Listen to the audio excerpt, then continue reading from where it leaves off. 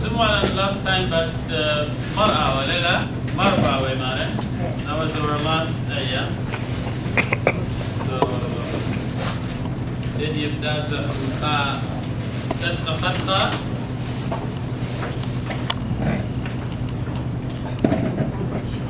صارت لك. ما ذكرت أمر لك. Okay. Let's pray.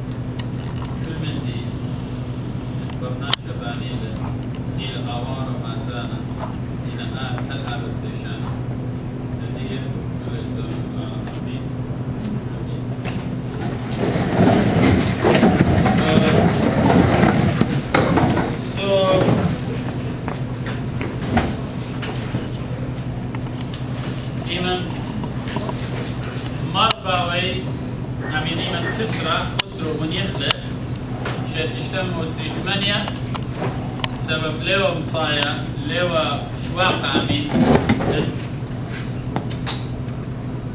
سمي وخبطريكا Khusro didn't allow the church to ordain a patriarch after that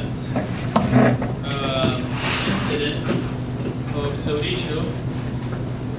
So the church was administrated by Marbawi. He wasn't a patriarch or a bishop or anything. He was just a bot in the Islam, the head of the monastery of Islam. So he took over. You know, they asked him to at least the province of the patriarch. Him with the archdiakon of the patriarch. So he visited the parishes and he asked the bishops from other parishes to ordain, you know, whatever was needed. And we mentioned the story how when he was, when the king died, he was asleep and he saw in his dream a knight, with a cow or Susa in front of his cell, asking his permission to leave. You remember what was that night? Huh? St. George? It was the angel who protected the chair of the patriarch. Who are you? I'm the angel who protects the chair of the patriarch. Give me permission, now that you're not becoming a patriarch, give me a permission to go and be with the one that was elected by the church. So that was Ishoyo, Treya, Hidalaya.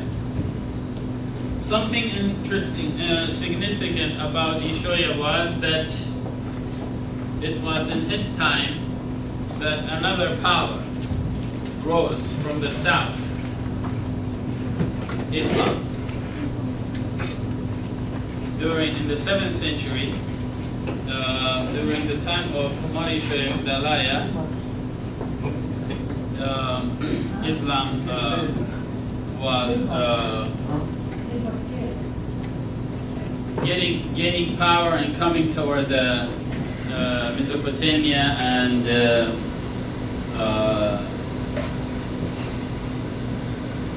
Syria, Lebanon, and these places, Bilad Sham. Before that, of course, after Khusro died, Buran became a queen, and Khusro did something. He captured the cross from Jerusalem and he brought it to south of Qism, where his palace was. So when Buran came, she wanted peace, of course, and she sent Mar Ishoyal with the delegation, the head of the delegation to the Roman Empire, and they returned the cause to the Roman Empire, and peace was installed again. However, that didn't last because, like I said, Islam was coming up, and after Buran died, Yazdegerd was the king, the third. He was the king, and then Arab came and captured Seleucia. He fled. He went to Merv. Merv is like near Russia and Uzbekistan and Nagiba. He fled there, and then he was killed there. And the patriarch, of course, he left the capital and he went to Kirk, which was, at that time called Bet Yemen. He was Mahmud, the last Catholicos under Sasanians, and the first one under the era of Arabs, the period of Arab and the translation movement at the time of Arab started. So, some points before we go to the next chapter, let's say. What happened in the 7th century? What was significant in the 7th century? First thing was rising Islam. A new power came. Till that time, there were only two powers in the whole world: Roman and Persian. And like Roman will change, but they were still Roman. Persian will change from Parthian to Sasanian, but they were Persian. However, in the 7th century, Islam came, which is totally different. We know now what Islam is.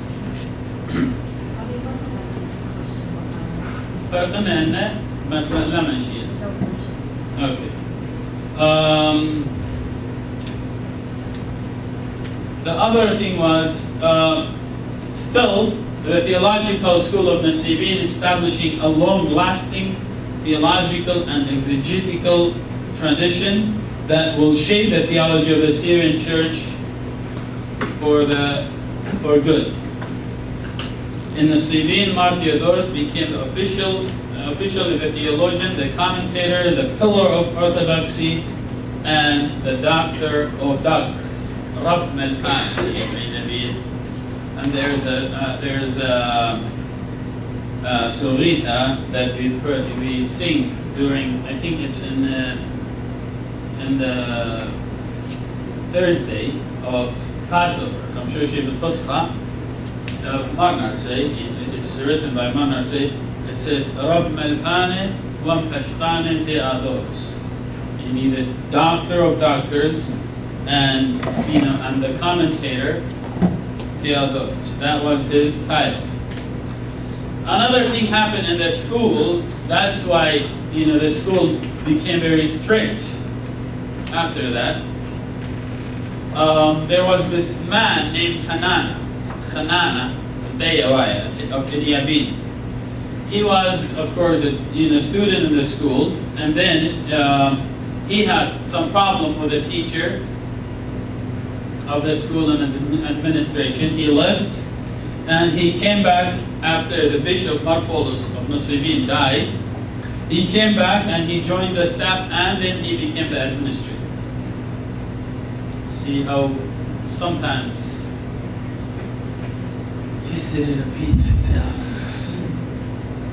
You see someone messing up and then leaves, mob tower, and then, you give them more power, you give them more positions, and look what happened with Hanan.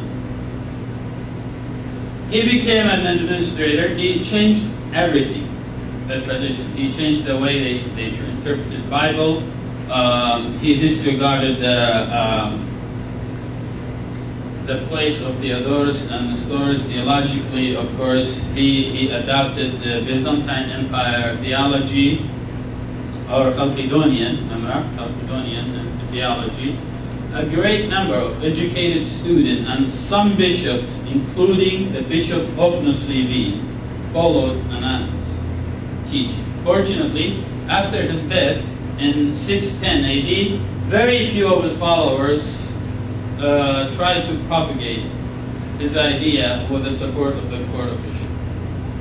Okay, this one, Amrach, he had a lot of influence, and he stirred up the church actually, and they were able to stand up to him, especially Marbawi, Rabba, and his monks.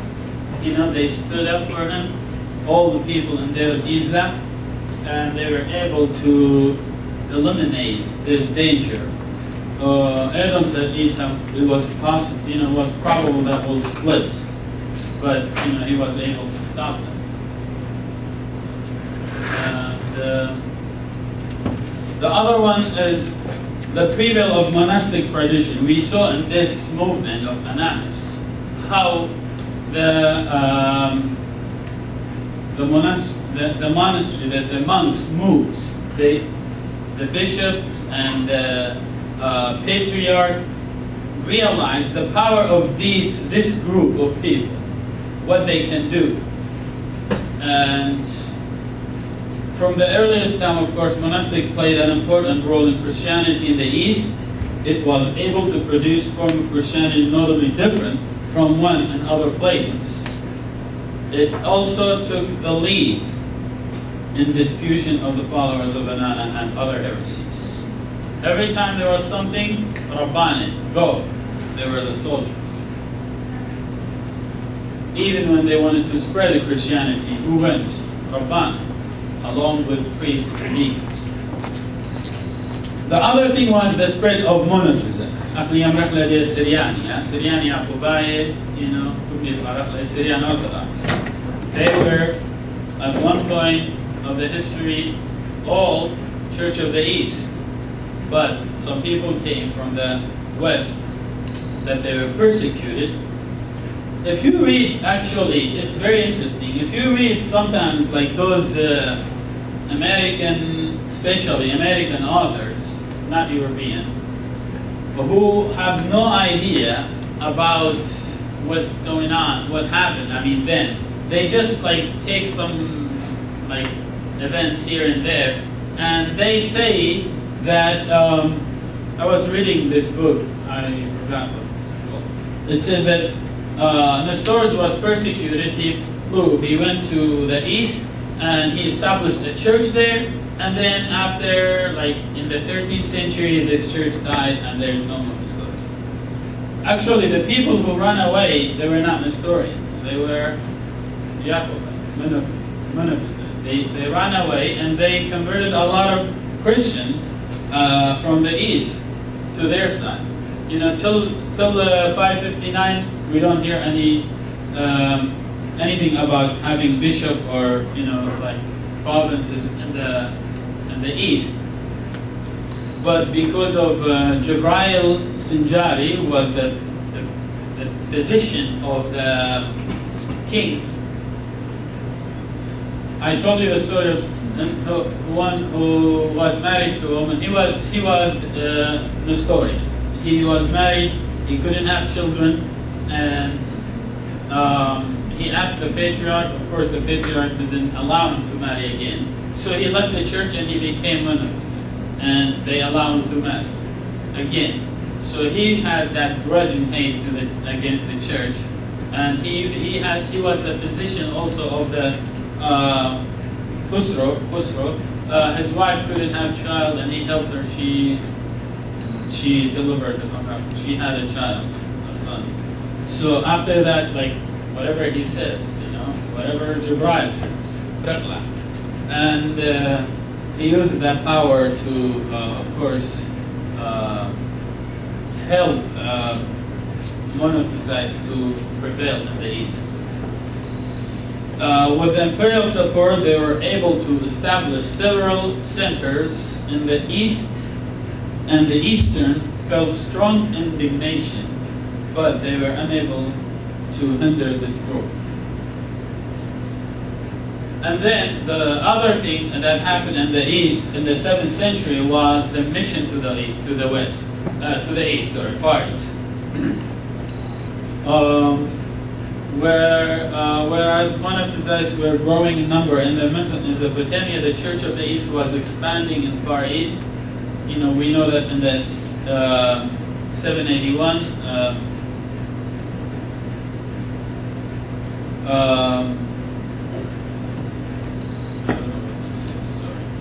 But in 653, this monument was written in China. It tells the name of the bishops and the priests who were in China at that moment. So we know that Christianity in the 7th century was prevailing, was growing in China and in Iran, Afghanistan, and Samarkand, which is Azerbaijan now, China and India. All right, so this was basically the summary of the 7th century. Any questions?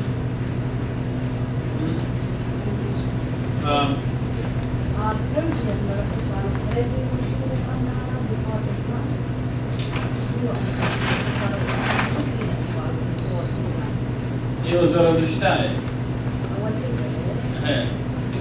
Zarathushtrai Medina, but into Partwaye يبريدون أن ليتوال يعني لوا رابع متدينين.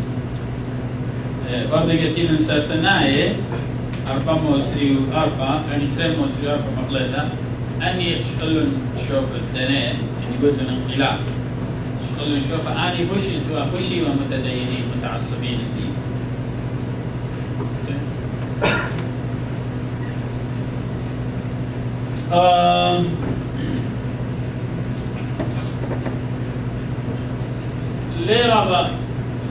Lera oras go like Martico Wada, Kut Patriarcha, every patriarch when he was there, especially. And you have Shaklat Hadsha, significant figures because to be honest, Patriarcha, they just did their job. And what we want to do is just talk about certain ones that you need to remember. You don't need to remember all the patriarchs. You need to remember the one that has a significant role in the church and still does till now. Of course, Islam they had 3 different periods. Rashidin, which were 4, how do you spell that? Caliphate? Khalifa, yeah. Arabic Khalif.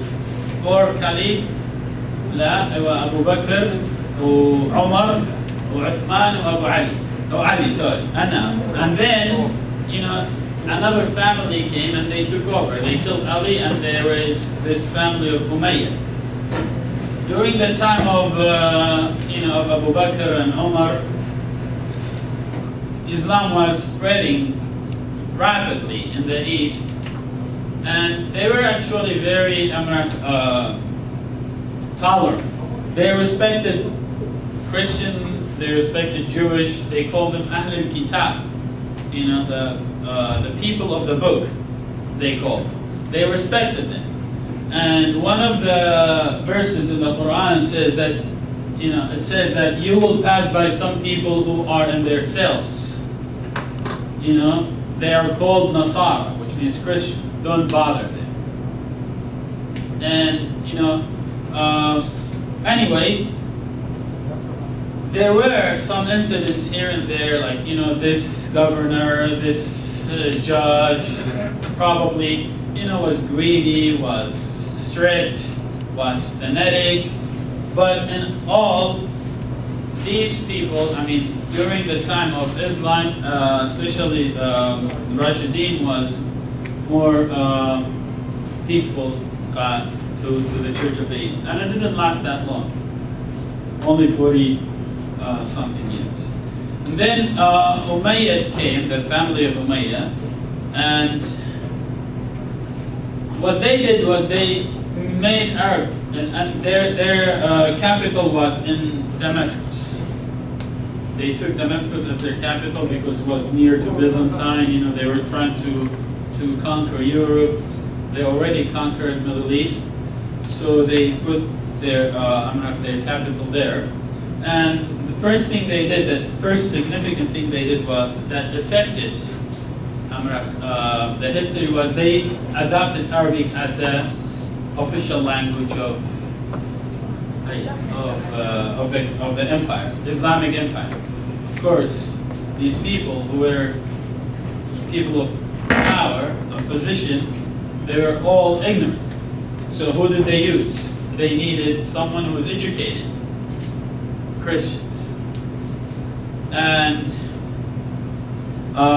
at that time, Aramaic remained the literary and liturgical language of the church only. Christians and Jewish and even Zoroastrians were tolerated and treated as religious minorities under the protection. Islam, they call it al-dhimma, which means that you pay taxes, we will protect you.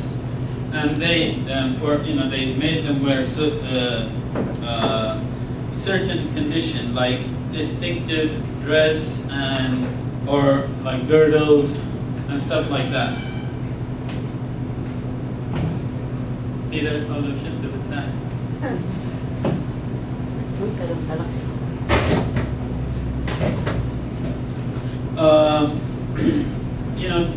So this was during the time of Umayyad. Christians, they hold those sensitive positions like writers, translators, and the muwaddafin, employers. High employees of the Islamic were Christians because they knew Arabic, they knew Greek, they knew all these languages.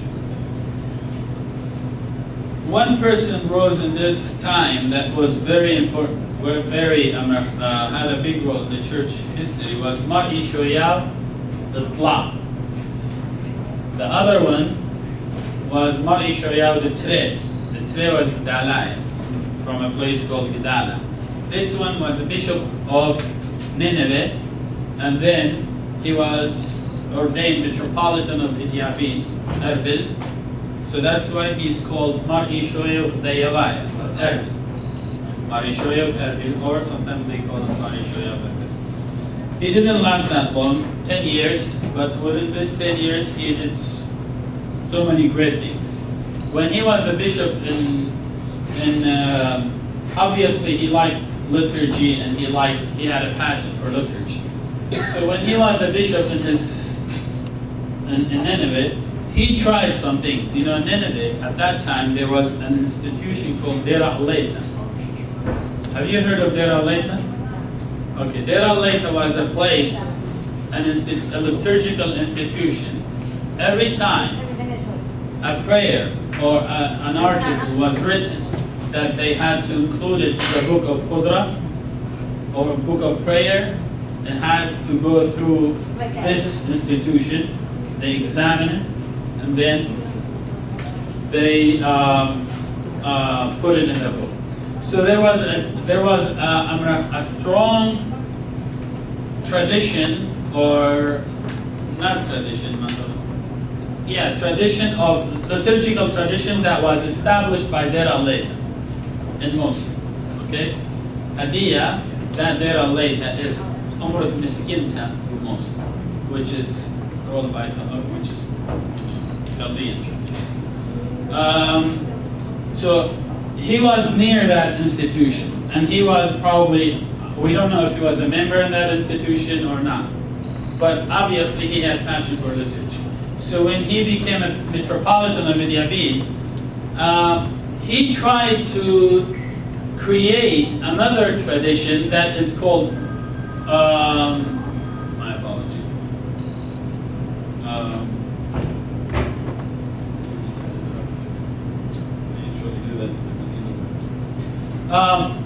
he tried to establish a new tradition. We call it cathedral tradition.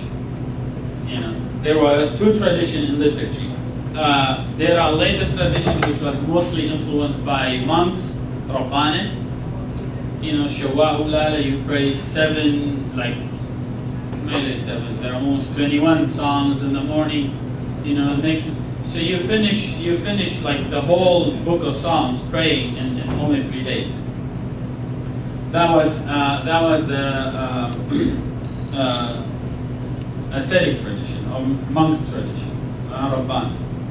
Then he established a lighter tradition that was cathedral tradition. He tried it in his diocese, and then when he became a patriarch, he started a liturgical revolution. Of course, another person helped him was Nanisho, who was a monk. So, obviously Nanisho had influence on Mar Ishoya, because the tradition that we have, the khudra that we have, Adiyya, it is actually organized by Ishoya in the 7th century, 650. And then we had so many anafuras. يديكم الانافورة تقصد رازة. Like, you know how we have تقصد مرأة ديماري, تقصد شليخة يمريلة, and then we have تقصد مرتيادورس, and then marnastorus. There were so many. Like other churches, they have 30, 40 anaphoras. We only had 3. That's what he did. He cleaned up. He left only these 3. You know, Marat de Marmari, we start from Subara, which is 4 weeks before Christmas, till Marat de Adoros. We start from the first week of Subara till Oshana, the Palm Sunday. And then Udashet Shliche, which is Apostle Anaphora, Marat de Marmari, starts from Ushana till the end of the liturgical year. The liturgical year starts from Suba. I think Ashitawa did this, so I don't have to go through that. And then on the regular days, you pray Udashet Shliche. And then you have only 5 days in the year that you pray Udashet Marnastoros. You celebrate Udashet Marnastoros, which is about in Nuaym, Melpana Yunayim, and Kamshoshi the Pusqa, Dufran Mario Khana, and I can't recall the other one, sorry, because this is not liturgy in the class. Huh? So he did, his impact, it's still, obvious in the church. He was the one who set this whole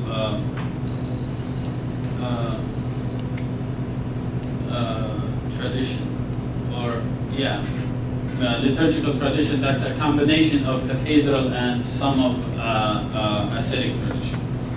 Another thing that happened in his time was that the metropolitan of Riyadh al-Sher, which is in the south, Basra, he wanted independence. He wanted to become a patriarch, because he was the one who ordained bishop to India and for South, Yemen, Oman, all these places. So he didn't. He wanted independence, and of course Marisha tried with him, but he couldn't. On the other hand, Marisha maintained good relationship with the Arabs, whom he called variously Tayyaye or Muhajiri or Hanafiyin, Hanifis, but never did heal the schism in his own church, which was the schism of Murshid. However, his successor, who was a good friend of them, like Gewagis, the patriarch, did. He asked, I think probably he said that you have to try with him, don't let the church stop. And what he did, he went himself, and he had a synod in Darin, which is Bahrain now. He was able to bring end to this schism. However, the Church of the East already lost a great number of followers in the south. In Amman was losing members, in Yemen, and Saudi and Emirates, who were converting to Islam to maintain their status in society and not to lose their, like if you became Muslim, they won't charge you taxes. You don't have to pay like to give some of your property to the new people who are coming to the area.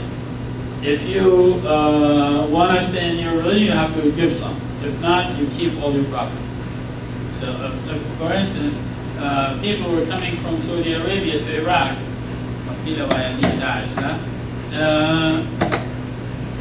What they did, if you want to become a Muslim, you keep your property. If not, give to those who don't have any, who came from Saudi Arabia. So a lot of people, actually, they just became Muslim. They didn't want to lose their properties, or things that they believe they were. Maisha died in 659. He strengthened the primacy of his office with the help of the monks in the south. However, what he did how he was able to stop Marshman from splitting the church? I think I mentioned this, that most of the monks were under the authority of their bishop, under the jurisdiction of their bishop. He took that from him. He said, you don't listen to any bishop, you only listen to me. And that's how he was able to stop. See the power of the monks. And I think one of the reasons now that our church suffers from everything, you see that we're losing people who are going to evangelical churches now, or people who don't care at all, or everything that we suffer from now is I would say 90% is because we don't have monks. Monks, one of the scholars said, monks are the spirit, ila ruha. They give life to any church. If the church doesn't have any monks, it's a dead institution. And I think some of it, not all of it, it's true, especially for our church. Because if we had monks, we would not suffer. Look at the Syrian church. Look at the Chaldean. I mean, they also suffer, but not like us. Because at least they have monks and nuns. Of course. إتدين كل وربان إتدين ربان نمتوج كم باتريك ويعود با لما صيب خم بالربان. أو ربانيات, yes. But mostly, some rambanyat actually, they were more like for, like to help, and they were more like social, and not monks, because they were urze, at that time, you sit in your car and you drive. You have to go with the caravan. A group of people. You don't travel by yourself. So women were not allowed. I mean, not, but it wasn't proper. Women had allowed. They were at a different time. But theologically and spiritually, mostly in monk in Paraguayan folks.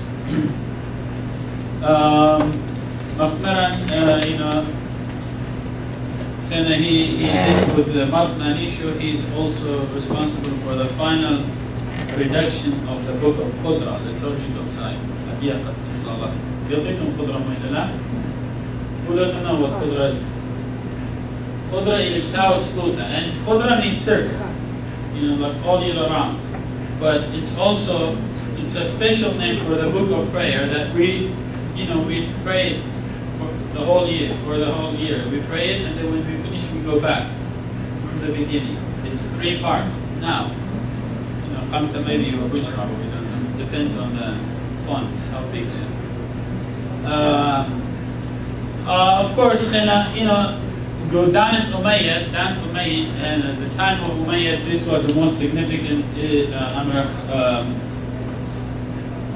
evidence or incident or people in the liturgical formation and the schism that was almost, taking place in the church. And then after that came the Abbasid revolution.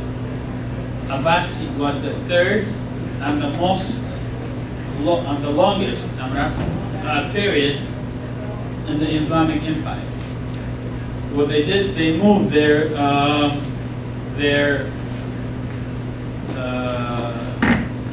capital from Damascus to Baghdad. So they shifted the power from the east, west, which was Damascus, to the east. And that's when Baghdad was built by Al-Mansur, which was the second Khalifa.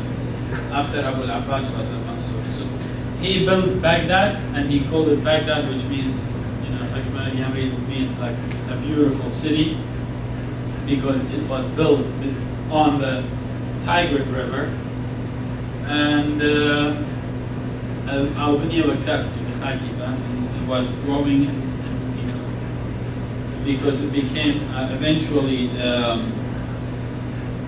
the place of wisdom, the place of leisure, the place of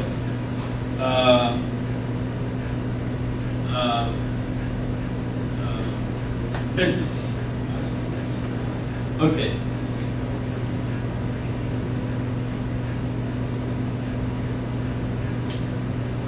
Its Abbasi time started 750 till 1258, almost 500 years.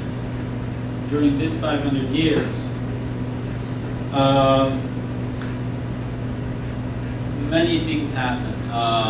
The Abbasi, especially Al-Ma'mun, which was the sixth probably Khalifa, who established a place called, or like a university called Bayt al-Hikmah, the House of Wisdom, Bayt al-Hikmah. And what he did was he asked people to translate any valuable book that existed on that time. And if you translate a book and give it to him, he would weigh the same amount of, same weight of gold would give back to those who were translating. So in our, it was 5 kilo itawak, 5 kilo itawak. That's where, of course,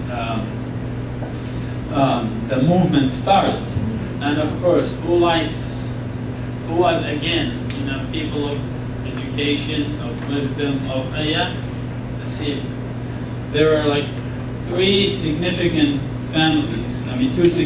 families that had impact in this movement, which was family of Tisho, that from that family, who rose many doctors and physicians, and who translated a lot of books from Greek, and themselves they authored many books. And then family of Hunayn, he was Arab, but he was Christian. Hunayn bin Ishaq was bin Hunayn, and all these. The father was Hunayn, the son was Ishaq, and then the other son would be Hunayn. So they were like all Hunayn bin Ishaq bin Hunayn. And then Al-Baftisha, they call them, family of Baftisha. Okay? All secular Greek books in philosophy, science, and medicine that were available through the former Eastern Roman Persian Empire were translated into Arabic.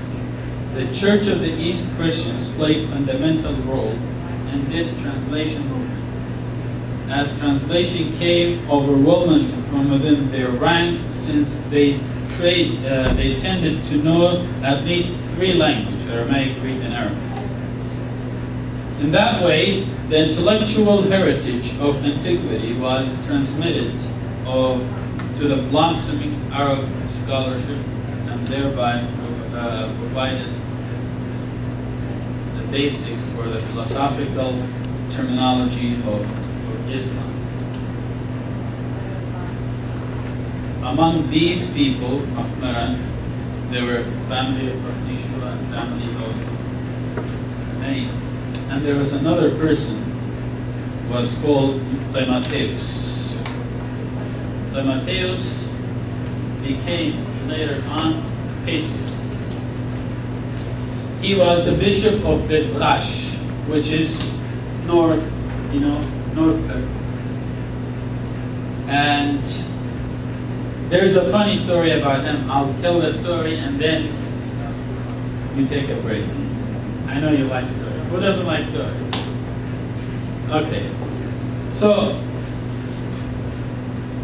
Mar Timotheus was very smart. He was 32 years old at that time when the patriarch died.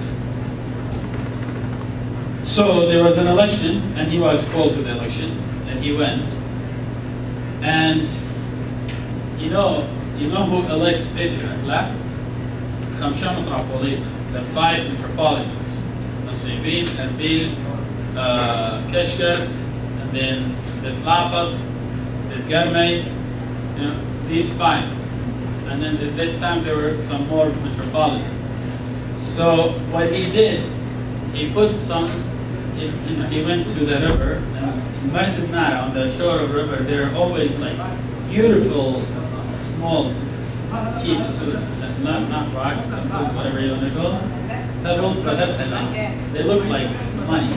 When we were kids, we used to play with them on the water, so we threw them or they would skip on the water. Yeah. So he collected some of them and he put them in those bags, tied them, 5, 6, 7 of them. And he said, he went, before the meeting, he told these metropolitans, if you elect me, I'll give you this. And then I'll give you this. I'll give you this. So, of course, they elected him. He was smart. He was, but there were a lot of competition. So when he was elected, every metropolitan he gave him money, he gave him this. And then they opened and they were rocks. Of course, they accused him with, with Simonai, there's Simon, Simon Kharasha, that in the book of Acts, he came and he asked Simon Peter, how did you get this power? Give me some, I'll give you money.